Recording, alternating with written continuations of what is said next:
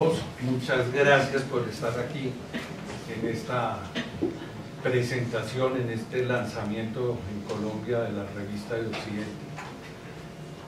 Como responsable, como presidente de la Fundación en Colombia, me es muy grato dar la bienvenida a todos y cada uno de ustedes, al representante de la Fundación en Madrid, nuestro querido Antonio Fernández, al secretario de la revista, aquí presente, Ramón, y a los autores Carlos Granés y Mario Yunes, sin quienes no habría sido posible realizar esta obra. Igualmente un saludo muy especial a Julia Olmo, nuestra querida cónsul de España en Colombia, a los miembros de la Junta de la Fundación, Carlos Garzón, Tatiana Bernal, Tatiana Cruzón, Laura, y mucho a Ana María Alonso de Juana, quien es el artífice de todas estas buenas, de estos buenos empeños con un donaire y con una eficiencia singular. Esta revista tiene una importancia grande porque es la primera revista, la primera impresión de la revista de Occidente que se hace fuera de España, que era el sueño de Ortega y Gasset, que se hiciera en América, y nos cupo el honor en Colombia, en la Fundación, de hacerla y de presentarla ayer en la feria, hoy aquí en esta acogedora librería Ficciones, y bueno, compartirla con todos y difundir el pensamiento orteguiano, lo primero. Ortega quería ser recordado como el americano, ¿sí? Cuando le preguntaban a él en las etapas finales de su vida cómo quería que la gente después tuviese memoria de su obra, él respondía que como americano. Y cuando hoy, 102 años después, esta revista se puede editar en Colombia, pues es un ícono, es un hito y es de mucha complacencia para todos nosotros. Ortega no quiso que la revista, lo oíamos ayer en la presentación en la Feria del Libro, se llamara la revista de España o la revista de América, sino que tuviese una comprensión más grande, si se quiere, más global, para decirlo en términos de hoy, ecuménica, en otras épocas, y por eso de ahí el nombre de Revista del Occidente. Esta revista es un esfuerzo continuado e ininterrumpido en España, una revista amarillenta, nos han dicho que estaba en los anaqueles de todas las bibliotecas de nuestros predecesores, en todas las bibliotecas de nuestros predecesores. Hemos estado, la revista ha estado trabajando casi una década para poder llegar a este proyecto que se está presentando hoy, a este ejemplar, en diferentes momentos, con diferentes empeños. Y hoy, por fortuna, lo podemos presentar y hacerlo en un momento útil en Colombia, en la medida en que se han suprimido, se han extinguido, han dejado de circular tantas revistas, y aspiramos que la revista con patrocinios y con apoyos pueda seguir imprimiéndose en Colombia y distribuyéndose en Colombia. Pues, como desde la Fundación, pues un agradecimiento a todos los autores, algunos de los cuales presentes, a la familia Roda, que facilitó la viñeta que adorna y enriquece la cubierta de la revista, aquí presentes la familia Roda, y pues no más, yo creo que los protagonistas reales de esta presentación son los autores Carlos Granés, Mario Yunes, Julio Ramón, Antonio, y con ellos los dejo. Y muchas gracias a todos por venir. Sabemos que hoy es un día difícil, víspera del festivo, con las actividades de la Feria del Libro también en curso. Muchas gracias.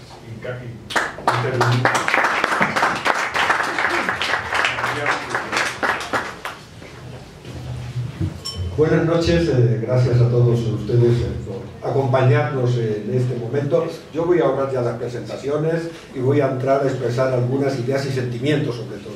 Decía Consuelo que era un regocijo para Ficciones y para ella este acto. Yo quiero decirte, Consuelo, que para nosotros es un orgullo.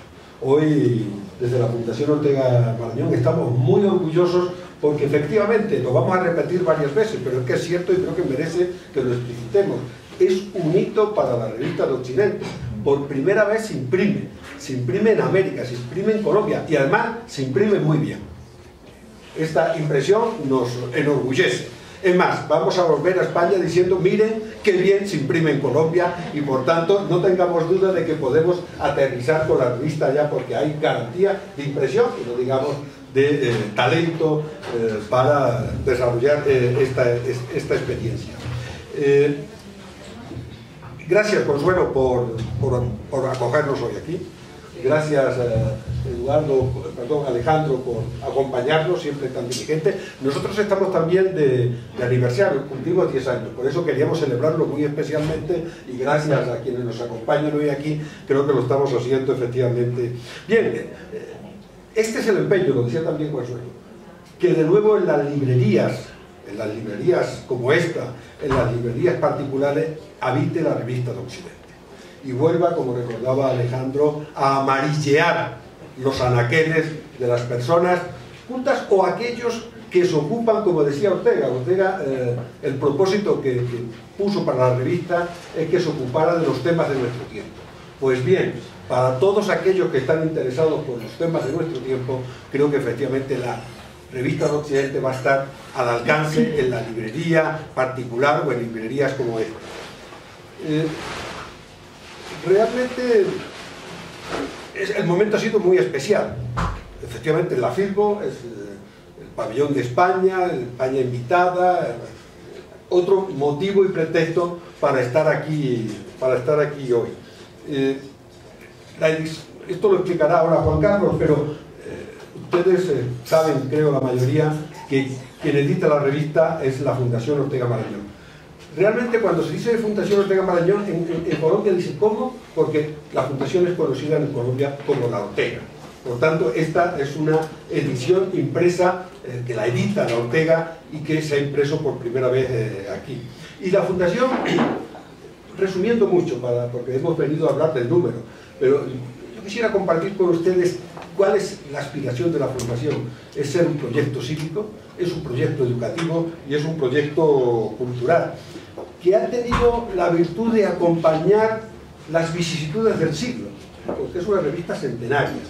Y estamos muy orgullosos de haber cumplido 100 años con instituciones extraordinariamente representativas en la vida institucional de Colombia, como el Banco de la República, la Contraloría, aquella magnífica comisión que dio institucionalidad a la vida colombiana. Por tanto, es en ese mundo y en ese hábitat, en ese trasegar del siglo donde hemos querido estar. Dicen los autores, en uno de sus artículos, el primero, que este es la cara y cruz, pero sobre todo que es un viaje de ida y vuelta. Yo creo que hasta ahora debe ser un viaje de ida y vuelta y sobre todo un viaje conjunto, un caminar conjunto, y creo que este número de la revista nos va a ayudar a eso. Primero pone luz sobre el siglo XIX, tan desconocido, porque en todas cosas no existían relaciones diplomáticas. Creo que además que representa un desafío. La luz que nos da sobre este conocimiento de España y Colombia representa un desafío de trabajo conjunto entre Bogotá y Madrid, entre Colombia y España, entre la Colombia latinoamericana y la España europea. Yo creo que este es el sentido también de lo que hemos querido rescatar. Realmente, ¿a qué nos ayuda? Al menos personalmente, a mí me ha ayudado este número y quiero agradecerlo, a entender mejor a España y entender mejor a Colombia. Creo que nos desvelan muchas cosas.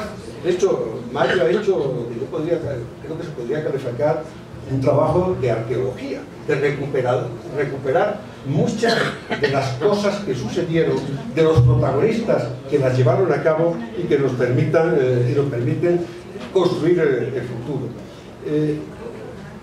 Yo concluyo. Creo que hay varios ejes que seguro sobre los que vamos a conversar, ¿no? Un eje es que efectivamente en la base de la modernidad de algunas disciplinas en Colombia está esta España peregrina, está en la arquitectura, está en la cultura, está en la pedagogía, y me parece que eso es también una aspiración de modernidad conjunta, de modernidad ilustrada, que nos debería ocupar. También la revista, este número, digo porque siempre hablamos desde Bogotá, pensamos como bogotanos, y parece que el mundo solo existe en Bogotá. No es verdad. Esta revista, este número especial de la revista de Occidente, establece vinculaciones de esta España peregrina con Cartagena, con Barranquilla, con Popayán. En definitiva, muestra esa Colombia que realmente existe y donde digamos, a la que llegó esta España peregrina. También algo interesante, se habla en el número de 4 momentos de migración. En aquellos momentos la migración era de España a Colombia, a ser las Américas. Hoy la migración es en sentido inverso, hay más de 1 millón de colombianos en España. Por tanto, este es un potencial extraordinario para una nueva relación entre España y Colombia. Realmente, y esto se quedaba muy bien, estoy seguro, por parte de Carlos, la influencia de Colombia en la vida española, desde las Cortes de Cádiz, desde los movimientos de poesía, desde el boom y desde esta migración en la que ahora está. En definitiva, ¿qué es lo que quiere aportar la Fundación Ortega Marañón con este vínculo especial con Colombia, con este número especial y sobre todo con la vocación a la que aspiramos de poder publicar, imprimir y distribuir? Creo que la Fundación nos puede ser útil. He dicho nos puede, porque soy colombiano. De hecho, yo creo que también hay una imprecisión en lo que se dice de los 4, al menos de Carlos y mía. Pues dice Carlos, lo ponen como colombiano, pero es español también. A mí me ponen como español, pero no, tengo nacionalidad colombiana. Esta es la expresión de esa nueva relación existente entre España y Colombia. La Fundación, ¿qué quiere ser? Esa plataforma, ese espacio plural, libre, independiente, crítico, al servicio de los temas de nuestro tiempo. Y Carlos lo decía ayer en la Feria del Libro, para hacer cosas concretas. Ya está bien de mitos, ya está bien de estas cosas a las que somos dados, imaginar futuros ideales. No, se trata de imaginar futuros presentes. Creo que la plataforma, la Fundación puede ser una gran plataforma para eso y queda a su servicio. Yo le voy a ceder la palabra a Juan Carlos. Gracias por estar aquí, especialmente. Si ustedes lo observan detenidamente, anda algo pálido. Realmente ha sido un día. Él sí ha estado con nosotros. Quiero contar que Ortega, hubo un momento, hubo una comisión nacional, preparó el viaje de Ortega a Colombia, todo estaba con... Ortega tenía mucho interés en venir a Colombia, pero así como de pasada, un día preguntó a qué altura estaba Bogotá, y cuando le dijeron de 2.600 metros, Ortega era muy hipocondríaco. Sí, tenía muchas virtudes, pero algún defectillo, y no llegó. Bueno, Juan Carlos, a pesar de que creo algo a la altura le ha podido aceptar, aquí está con nosotros. Sin duda fue un empeño de la Fundación en Colombia que este número se produjera, pero realmente el que lo ha materializado ha sido Juan Carlos, que cogió el guante. Aquí está, y gracias a Carlos y gracias a Mario tenemos la fortuna de compartir con ustedes este momento que para nosotros es tan especial. Así que muchas gracias por estar y sobre todo gracias Juan Carlos, gracias Mario y gracias Carlos por hacer realidad este número, que es un hito y es sobre todo un compromiso de futuro.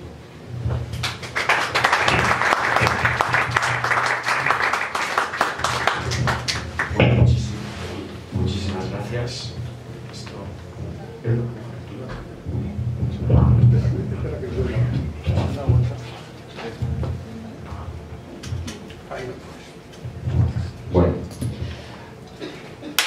gustazo, Consuelo, es nuestro. La verdad es que es un sueño hecho realidad. Estar aquí presentando el libro de la revista. Yo voy a permitirme, si con permiso de ustedes, leer al maestro, leer a Ortega y Gasset y citarle de los propósitos que él puso en el número 1 de Revista de Occidente allá por 1923. Hubiera querido citar de una edición facsímil que tengo en el hotel y que iba a regalarte a ti, Mario, del número 1, pero creo que me la he dejado. No te preocupes que te la voy a hacer llegar. Pero como es un texto que para mí es talismánico, lo tengo en el móvil también. Voy a citar de aquí. Es un texto que apareció sin firma en el número 1 y que tiene un título bastante modesto, porque sencillamente pone propósitos. No la voy a leer entera. Los propósitos de la revista de Occidente son bastante sencillos. Existe en España e Hispanoamérica un número crecido de personas que se complacen en una gozosa y serena contemplación de las ideas y del arte.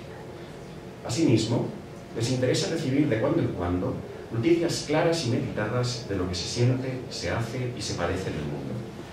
Ni el relato inerte de los hechos, ni la interpretación superficial y apasionada que el periódico les ofrece concuerdan con su deseo.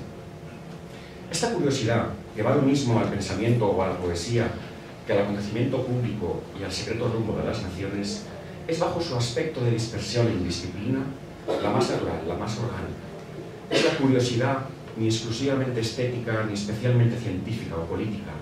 Es la vital curiosidad que el individuo de nervios alerta siente por el vasto germinar de la vida en torno y es el deseo de vivir cara a cara con la honda realidad contemporánea.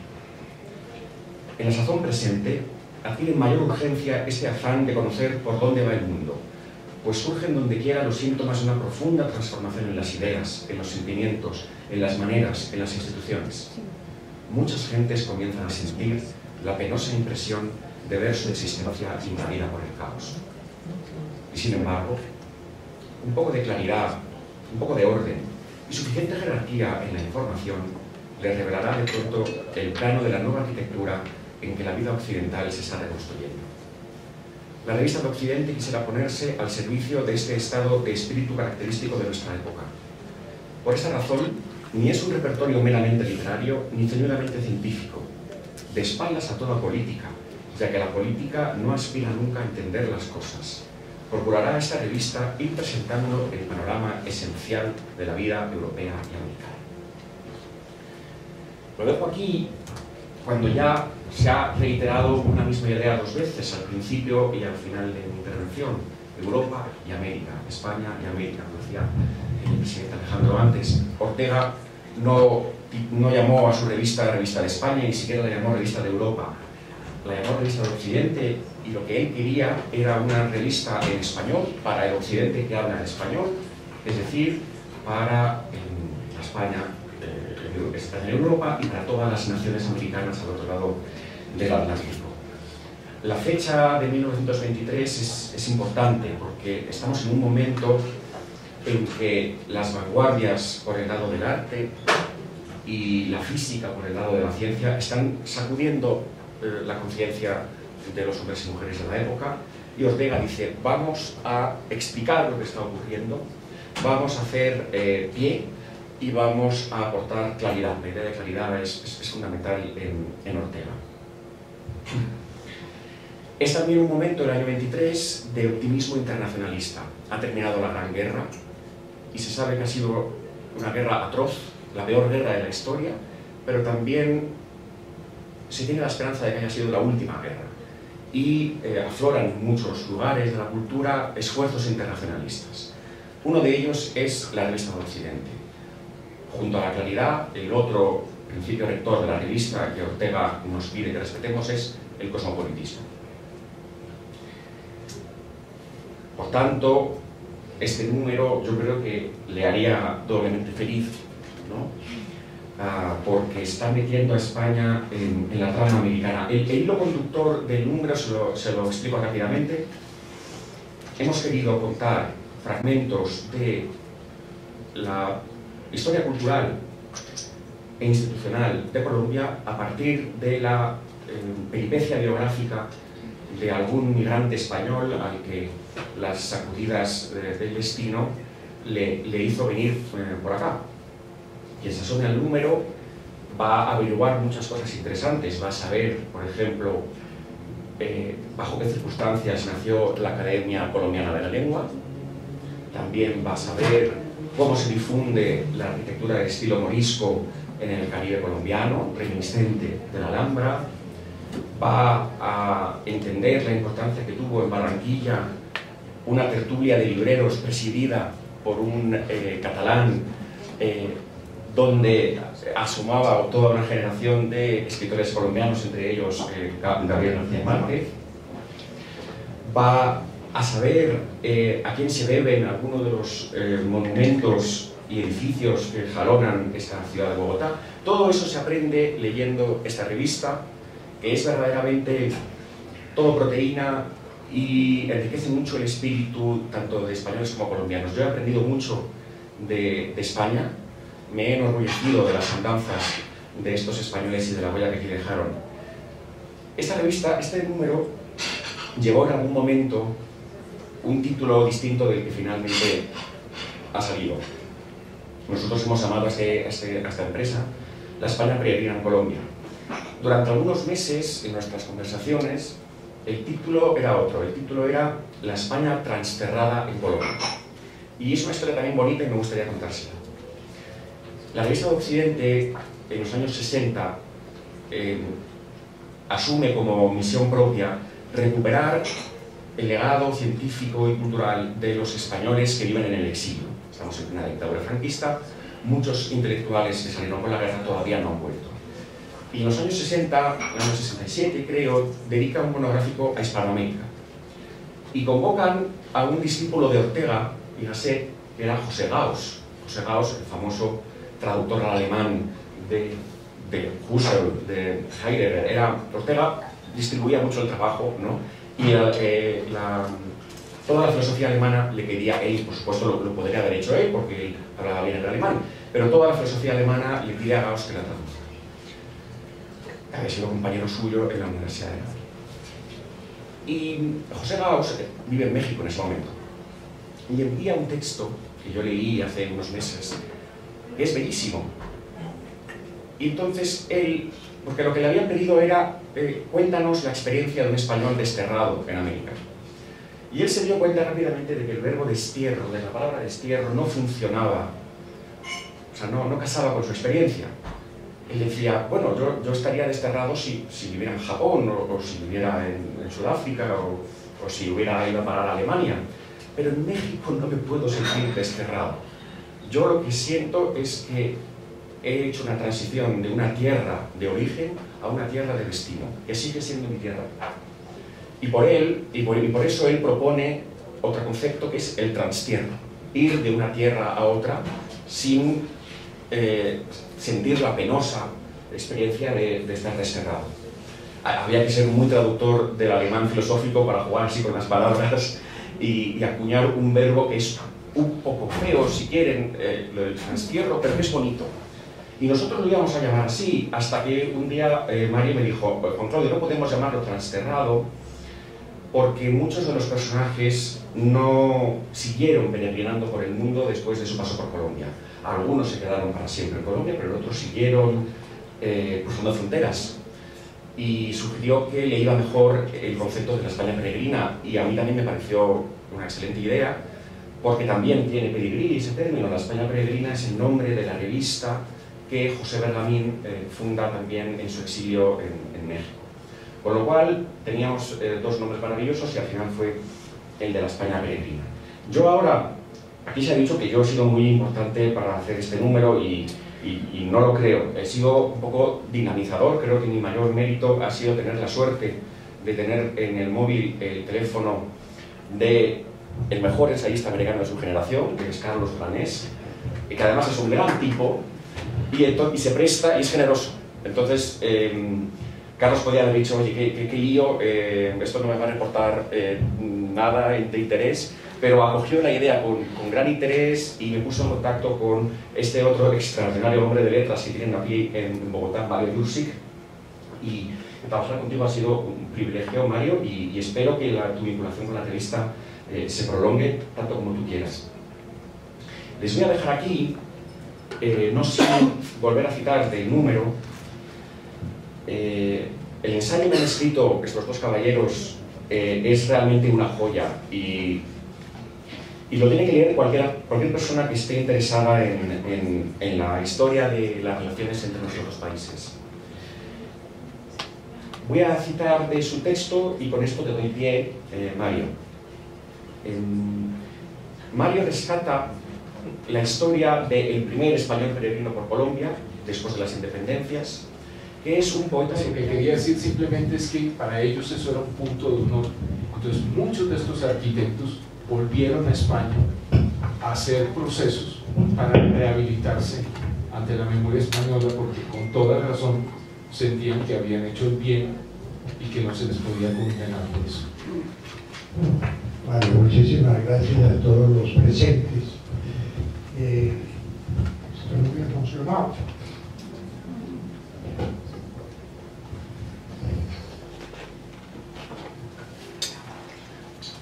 Soy el único que queda los hijos de los emigrantes. Y hablar de mi padre, pues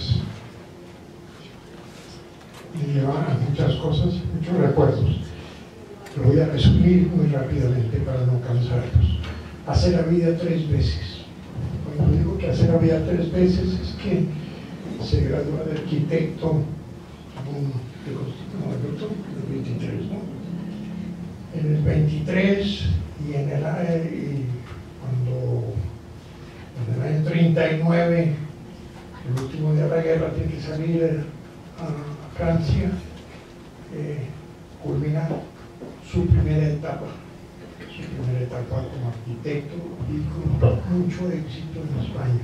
En aquel entonces se ganó muchos concursos y estuvo muy bien. Y sale con una mano adelante y otra detrás, un pequeño maletín en el cual llevaba, y esto lo cuento con mucho cariño, ¿no? ¿Sí? Después de haber estado en Madrid despidiéndose de sus padres, no saben qué llevar. Y aunque ustedes no lo crean, empaca el frac.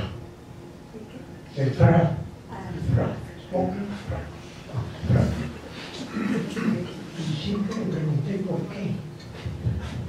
Y me dijo, con una manera muy sencilla, me dijo, pues porque ante aquellas circunstancias que teníamos en el mundo, en el año 39 yo no sabía qué iba a pasar, ni dónde iba a ir, pero lo único que sabía era que mi madre y yo no nos moriríamos de hambre, por una sencilla razón, que toda la vida me habían servido a la mesa y yo también podría servir a la mesa.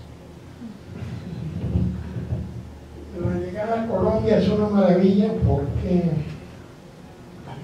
ustedes imagínense, mi madre de 8 o 9 meses de embarazo, que voy a nacer en un barco sueco, afortunadamente no,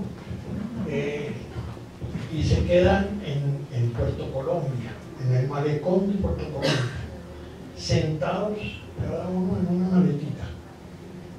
Y aquella escena debió ser tan dramática que condujo a que todos los emigrantes que estaban en el barco, que iban a Chile, le hubieran dicho al capitán, no vamos a hacer una recolecta y ¿cómo se va a quedar ahí con esa señora en ese estado y tal? A lo cual mi papá tenía un carácter bastante fuerte, agradeció muchísimo y dijo que él en París había tomado la decisión con Gregorio Obregón de venir a Colombia, y a eso venía. Rato después aparece lo que llamamos las mesitas, llevando un carrito por la carrilera del tren. Después el cuento de de la subida por el río Magdalena, donde mi padre, pues, en la primera despertada, dice: este es un país maravilloso. ¿Por qué fue maravilloso? Pues porque una señora a las 6 de la mañana le golpea en la puerta y le dice: aquí está el tinto, el tinto. Que mi padre le dice a su madre: oye, esto es genial. A las 6 de la mañana se va a tomar el tinto. Y bueno, y abre la puerta y se encuentra con esta señora muy simpática, sobre decirle, bastante oscura ella, y el café todavía más oscuro. Bueno, la llegada a Bogotá es muy cordial por el presidente Eduardo Santos, quien hace una comida en el Palacio a presentar a unos republicanos, profesionales republicanos, no solo arquitectos, sino también médicos, ingenierías y demás, a miembros de la sociedad de Bogotá de aquel entonces. Y es así como aquí llegamos a conocer a esta niña que está al lado mío, que se llama Pilar Calderón, y sus padres estaban en esa comida. Y de ahí en adelante hubo un vínculo profesional entre mi padre y especialmente la madre de Pilar. Santiago desarrolla una vida en Colombia magistral, desde arrancar en cero hasta sentirse tremendamente colombiano sin dejar de ser español. Este era un tema que ellos llevaban en la sangre, yo no sé cómo, y yo lo puedo interpretar porque muchas veces fui al café automático, que en la parte de arriba del café estaba León de Grey y todo el otro de Grey y todos los demás ahí abajo, pero aquí arriba se reunían los españoles de las 12 a las 12:30 del día únicamente a hablar de cómo y cuándo nos vamos a ir a España otra vez. Esto, 40 años. Ya se caía Franco, exactamente. Entonces, caído Franco, bueno, la vida en Colombia magistral, muchas gracias. La vida en Colombia magistral, un cariño enorme. Mi padre pues se va a España cuando está Suárez en el gobierno y hay un espíritu. Mi padre ya había sido miembro del Colegio de Arquitectos y Suárez había pensado que la mejor manera de volver a ser y fortalecer los colegios, no solo de arquitectos, sino de médicos, ingenieros y demás, era nombrando a esos exilados republicanos. Y es así como vuelve a estar metido en el Colegio de Arquitectos en su tercera etapa.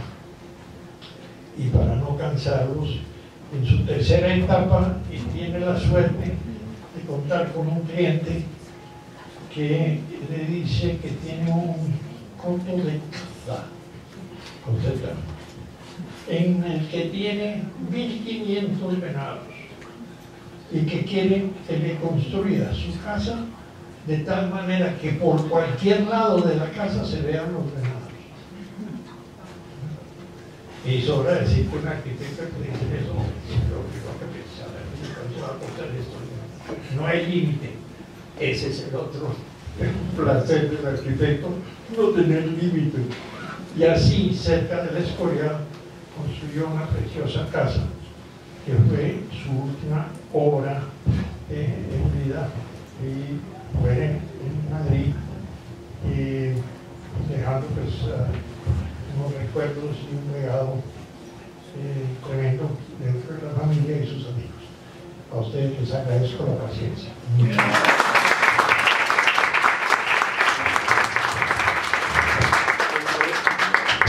Otro de estos exiliados que llegó se llamaba César de Madariaga. Salió él también con 3 penas de muerte de España. Vino después de muchas peripecias a llegar a Colombia, y una de sus hijas, que se reunieron después con él, que se llamaba Cita, conoció a un hombre bogotano que recitaba en los teatros, que actuaba en los teatros, surgió el amor entre ellos y de eso viene la dinastía de los Mallarino. Aquí está Elena Mallarino, que es, su abuelo fue César de Madariaga, que llegó a Colombia para trabajar en Nacerías Paz del Rey, y buena parte de la exitosísima primera etapa de esa empresa se debe a la mano sabia con que César de Madariaga la guió. Elena, bienvenida, y me gustaría mucho que recordaras a tu abuelo.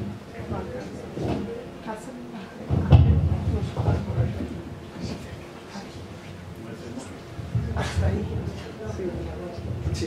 Hasta ahí. O más bien tú siéntate en la silla. Sí, sí.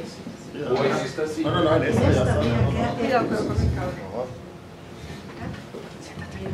¿Tú sigues ahí? Sí, no, aquí hay muchas sillas. Sí, hay muchas. Bueno, de la parte más profesional y eso de mi abuelo sabe más Mario que yo, pero yo sí quiero contar un poco de la parte sentimental. Mi abuelo era una persona muy especial que cuando logró salir a Francia hizo muchas cosas, fue asesor de muchas cosas en Francia. Cuando llegó la época de Vichy, pues tuvo que irse y él se iba a ir, salió de Francia con mi abuela y con su hijo menor, pero cuando estaba por irse a mi abuela le dio tuberculosis y le tocó quedarse.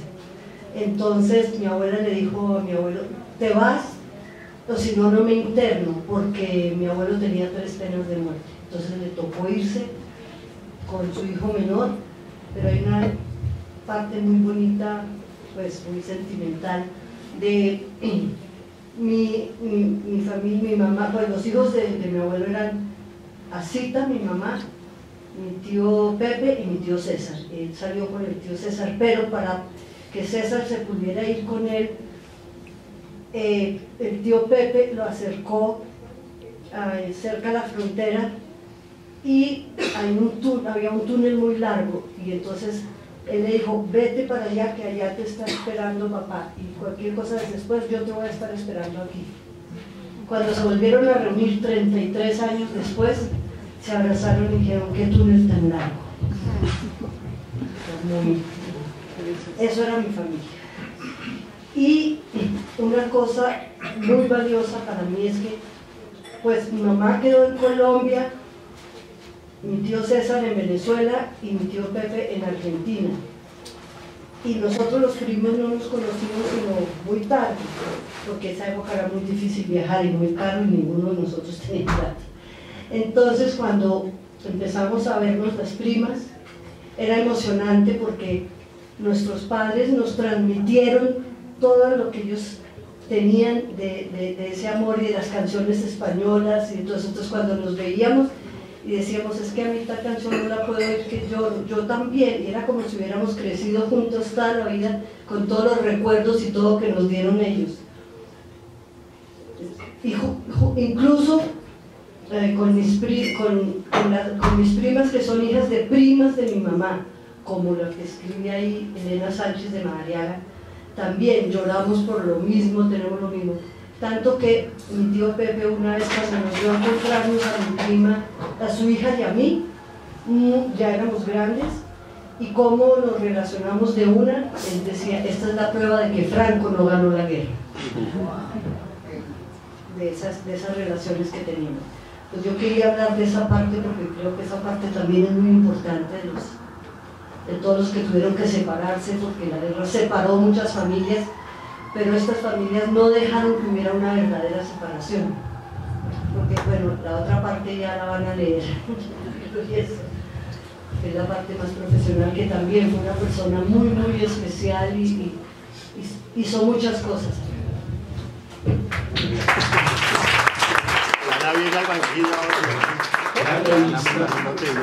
Tiene la viñeta que tiene acá, es de Juan Antonio Boda, valenciano, que se conoce con una hija de un español, se conocen en París, acaba viniendo a Colombia y se convierte pues en uno de los pintores más apreciados hasta el momento presente. Aquí está Ana Boda, fue mi primer jefe que yo tuve en la vida.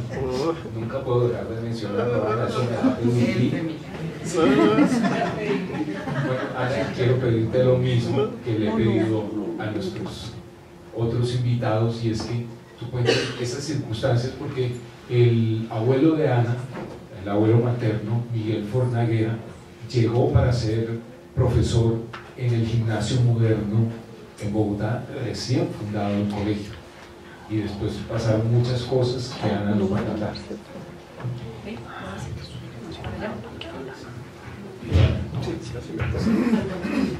Al banquillo. Bueno, en primer lugar, me place mucho, agradezco que hayan pensado en la obra de mi papá para este primer número. Creo que él habría estado súper complacido de que así fuera. Entonces, bueno, mil gracias. Mi papá llegó también aquí, no fue propiamente exiliado de la guerra, él salió de España desesperado por el franquismo y huyó, se fue a Francia a estudiar, y como dijo Mario, se casó allá con mi mamá, y cuando iban a nacer yo en el año 50